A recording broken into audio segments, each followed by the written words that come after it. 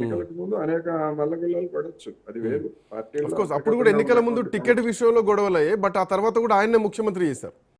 చేశారు కదా. అందుకని నేను అన్నది ఏమంటే, ఇది ఎన్నికలు అయిపోయి గట్టి మ్యాండేట్ వచ్చిన తర్వాత, ఈ పరిస్థితి. అందుకని దానికి దీనికి ఏ విధమైనటువంటి పోలిక ఉంటుందని నేనైతే అనుకోను. ఓకే.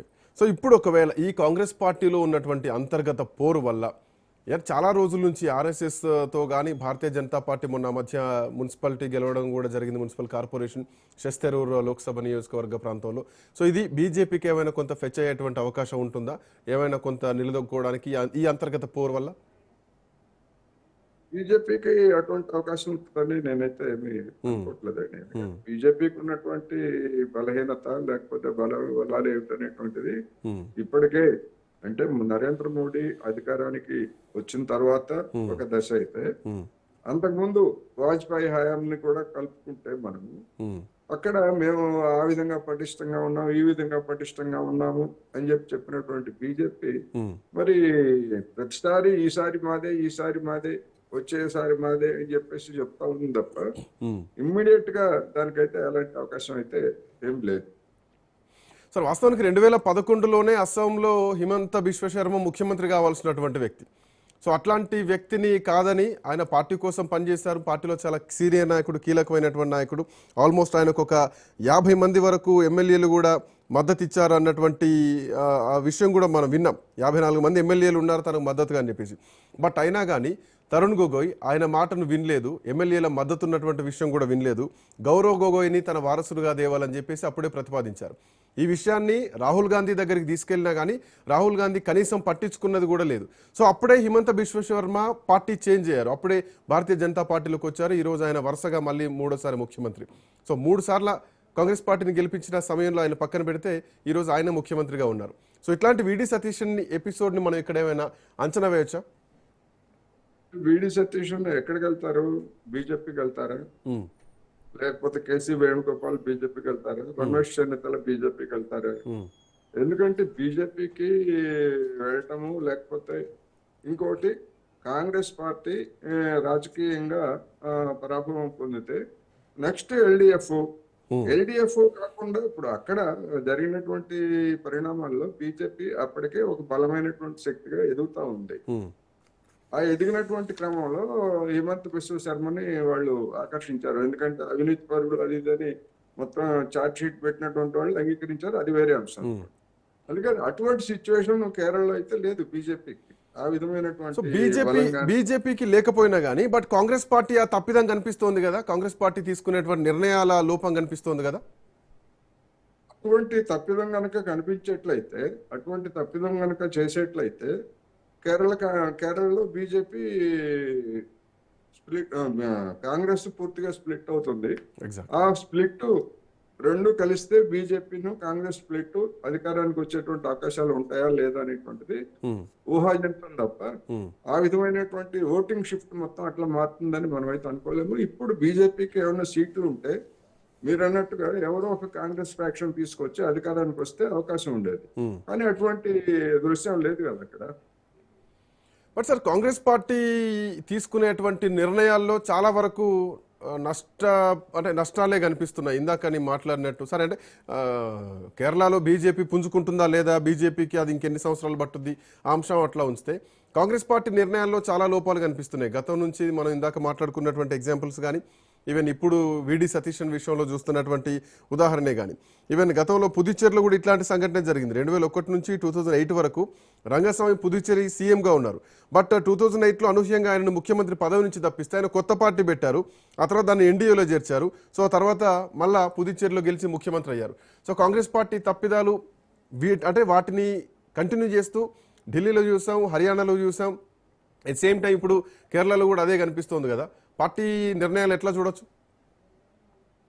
అంటే ఇప్పుడు మనకి బీజేపీ ఓటింగ్ తీరు చూసినప్పుడు బీజేపీకి వచ్చినట్టు ఓటింగ్ 14%, ఇప్పుడు మన ఎన్నికల్లో వచ్చినటువంటి ఓటింగ్. అవును. మరి ఆ విధంగా చూసుకున్నప్పుడు గతంలో కూడా దానికి ఆ 14% ఉన్నది, ఆ 14% గతంలో కూడా ఉన్నది. ఆఫ్ కోర్స్ ఆల్మోస్ట్ 12% వరకు ఉన్నట్టుంది కదా. 12.4% అవును, 12%. గత ఎన్నికల్లో ఉంది. అవును మరి లోక్సభ ఎన్నికలకు వచ్చేసరికి దాదాపు 19% ఓట్లు వచ్చాయి అవును 2024 లోక్సభ ఎన్నికల్లో. ఇప్పుడు 14% దగ్గర ఉన్నది. అవును మరి 14% ఉన్నటువంటి ఈ పార్టీ ఒకసారిగా 14, 12 ఈ విధమైనటువంటి గత 3-4 ఎన్నికల్లో చూసినప్పుడు మనకు అదే ధోరణి కనిపిస్తుంది. అంటే కొంత అంతకు మించి కొంత ఇప్పుడు ఎదుగుదల అనేది కాంగ్రెస్ లో అసంతృప్తి పెరిగితే బీజేపీ దాన్ని అవకాశంగా మార్చుకునేటువంటి పరిస్థితి లేదా ఇప్పుడు ఈ కొంత పెరుగుతున్నటువంటి పర్సంటేజ్ చూస్తే?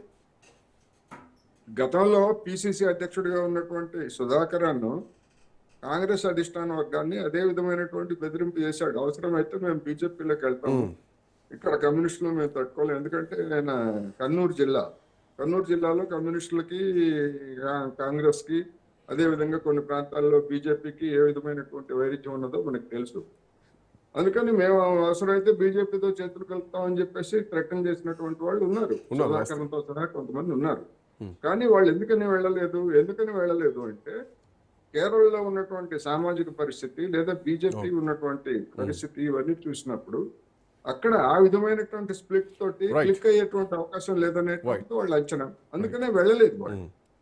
ఇక్కడ ఎట్లాగైతే మన బీఆర్ఎస్ లో ఉన్నటువంటి కొంతమంది నాయకులు ఏ విధంగా గతంలో బీజేపీతో చేతులు కలపడానికి ప్రయత్నించి వీలుగాక ఎందుకు వెనక్కి తగ్గారో మనకు తెలుసు. ఆ పేర్లు మనం ఇప్పుడు చెప్పక్కర్లేదు, అందరికీ తెలుసు. అందుకని అదే విధమైనటువంటి పరిస్థితి కేరళలో కూడా ఉన్నది. కేరళలో బీజేపీ మీద ఆ విధమైనటువంటి నమ్మకం లేదు. అందుకని ఇవన్నీ కూడా అక్కడ పనిచేస్తున్నాయి. పుష్ అండ్ పుల్స్ అనేకం ఉన్నాయి. ఇవన్నీ కూడా ఎందుకని ఒకవేళ అటువంటి పరిస్థితి కనుక వచ్చేట్లయితే కాంగ్రెస్ నుంచి ఒక 5%, 10% ఓట్లు కనుక చీల్చుకుంటే అక్కడ అల్టిమేట్ గా లబ్ధి పొందేది ఎల్డిఎఫ్. బలమైనటువంటి కూటమిగా ఉన్నటువంటి ఎల్డిఎఫ్. అందుకనే వాళ్ళు ఆ విధమైనటువంటి ధైర్యం చేయట్లేదు. మరొక చీలికకు వస్తుందని నేనైతే అనుకోవట్లేదు. కాకపోతే వాళ్ళు కొట్టుకుంటారు.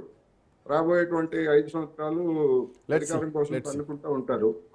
అది డెఫినెట్ గా జనంలో బలహీనపడుతుంది. Thank you Koteswararao, thanks for joining. So మొత్తానికి కేరళం కాంగ్రెస్ లో 3 ముక్కలాట నడుస్తోంది. కేసీ వేణుగోపాల్ ముఖ్యమంత్రి చేయాలి అన్నటువంటి డిమాండ్ కొంతమంది ఎమ్మెల్యేల నుంచి వినిపిస్తే, విడి సతీశన్ ముఖ్యమంత్రి కాకపోతే ఏ పదవి వద్దని ఇప్పటికే ఆయన అల్టిమేటం ఇచ్చారు. ఏఐసిసి అది ముఖ్యమంత్రి చేస్తారన్నటువంటి ధీమాను ఆయన వ్యక్తం చేస్తున్నారు. రమేష్ చెన్నితల కూడా ముఖ్యమంత్రి రేస్లో ఉన్నాను అని చెప్పేసి మాట్లాడుతున్నారు. సో ఈ ముగ్గురిలో కేసీ వేణుగోపాల్ ముఖ్యమంత్రి అయితే జాతీయ స్థాయిలో వదిలేసి కేరళకు ముఖ్యమంత్రిగా వచ్చేటువంటి అవకాశం ఉంటుందా అన్నది ప్రధానమైనటువంటి పాయింట్. సో 2 ఉప ఎన్నికల్ని కాంగ్రెస్ పార్టీ కేరళలో ఎదుర్కోవాల్సినటువంటి అవసరం ఉంది. అవకాశం కోసం ఇప్పటికే భారతీయ జనతా పార్టీ ఎదురు చూస్తోంది. ఏమాత్రం అవకాశం వచ్చినా కానీ బీజేపీ తన పర్ఫార్మెన్స్ చేయడానికి ఇప్పటికే దేశంలో సిద్ధంగా ఉంది. రేపు పొద్దున కేరళలో కూడా ఎంటర్ కావడానికి ఇదొక అవకాశంగా మలుచుకుంటుందని చెప్పడంలో ఎట్లాంటి సందేహం లేదు. చూడాలి మరొక 24 గంటల్లో కేరళం ముఖ్యమంత్రి అభ్యర్థిగా ఎవరు ఉండబోతున్నారు. ఒకవేళ ముఖ్యమంత్రిగా కేసీ వేణుగోపాల్ని ప్రకటిస్తే కేరళ రాజకీయాలు ఇంకొక మలుపు తిరిగేటువంటి అవకాశం కూడా ఉంది. That's all for next updates continue అయితే కీప్ వాచింగ్ రాజ్ న్యూస్.